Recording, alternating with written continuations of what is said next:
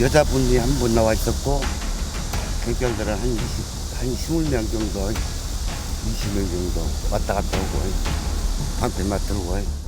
제가 11시에 출근을 했는데 25분쯤에 막 경찰차랑 구급차 막 소방차가 이렇게 오더라고요. 손님이 와서 뭐 엄청 큰 불로 뭐 찔러서 뭐 새 말씀해 주셔서 엄청 되게 놀랐고요.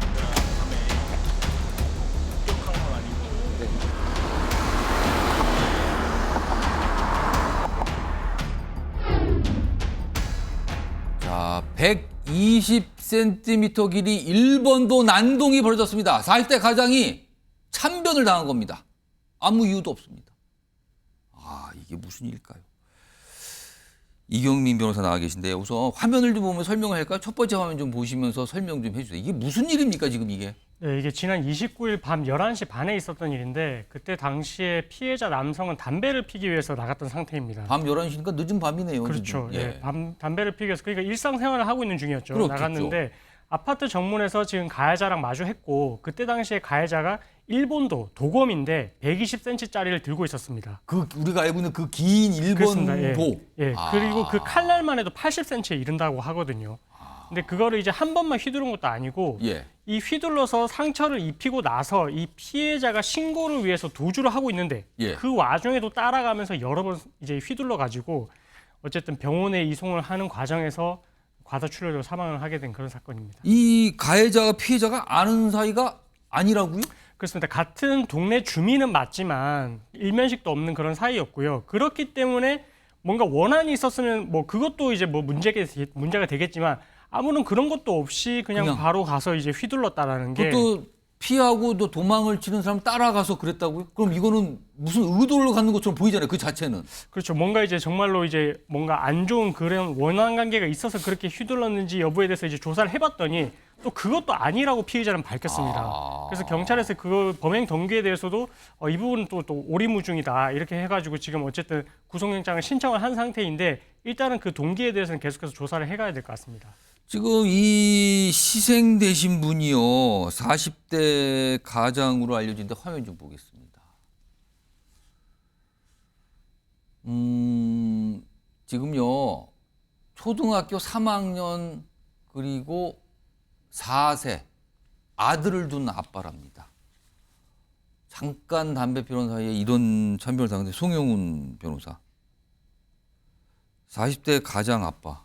아, 이거 어떡합니까, 지금 이건요. 그 유족이 지금 겪고 있을 슬픔과 충격을 생각하면 참 말이 안 나오죠. 특히나 두 아들, 9살하고 4살이라고 알려지고 있지 않습니까? 그러면은 이제 4살 된 둘째 아들도 아빠 다 알아볼 나이고, 9살은 아주 뭐 아빠하고 유대 관계가 돈독할 만한 나이인데 아빠가 갑자기 담배 피러 내려갔다가 지금 아버지를 잃게 된 그런 아주 참담한 상황입니다. 뭐 유족들이 너무나 큰 충격을 겪고 있을 것 같고 이런 일이 다시 재발되지 않도록 우리 사회가 어떻게 해야 될 것인가, 도검류나 나아가서 총포 관리 어떻게 해야 될 것인가에 좀 많은 지혜를 모아야 되는 그런 상황으로 보여집니다. 지금 이 일본도를 휘둘러서 말도 안 되는 짓을 한 이 가해자요.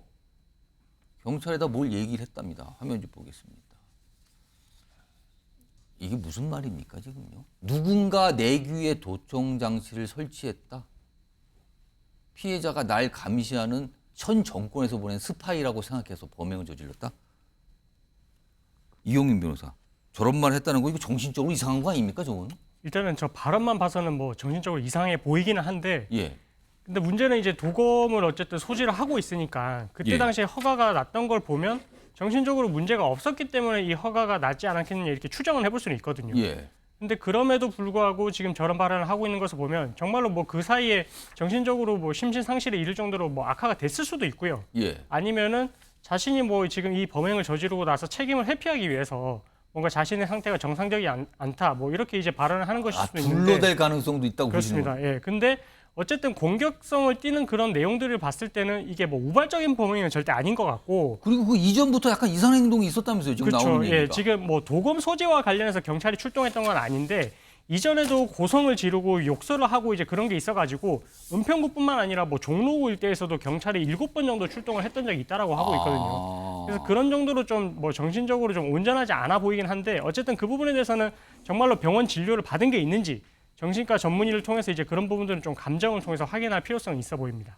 아니 지금요 이게 일본도면은 굉장히 날카롭고 위험한 물건인데 이게 사실은 총기류, 총포 같은 경우는 뭐 신체 검사도 내야 되고 약간 좀 관리가 된다면서요, 엄격하게. 근데 이 일본도 같은 이 도검류는 그거를 가질 때 뭐 신체 검사서도 안 내도 되고, 그러니까 운전면허증만 있으면 된다면서요? 그거는 결국은 누구나 다 가질 수 있다 이 얘기입니까, 그럼? 그러니까 뭐 이제 총포 같은 경우에는 위험성이 더 있기 때문에 뭐 정신적으로 이렇게 뭐 문제가 있는지 이 부분에 대해서 전문의의 감정서, 예. 진단서 이런 게 이제 들어가야 되고, 그리고 이제 신체 검사서라고 해서 어쨌든 지금 병원에서 발급하는 신체 검사서까지 있어야만 총포는 소지를 할 수가 있습니다. 예. 근데 이에 반해서 도검 같은 경우는 아까 말씀드린 뭐 정신적인 진단서나 소견서 이런 거 없어도 되고요.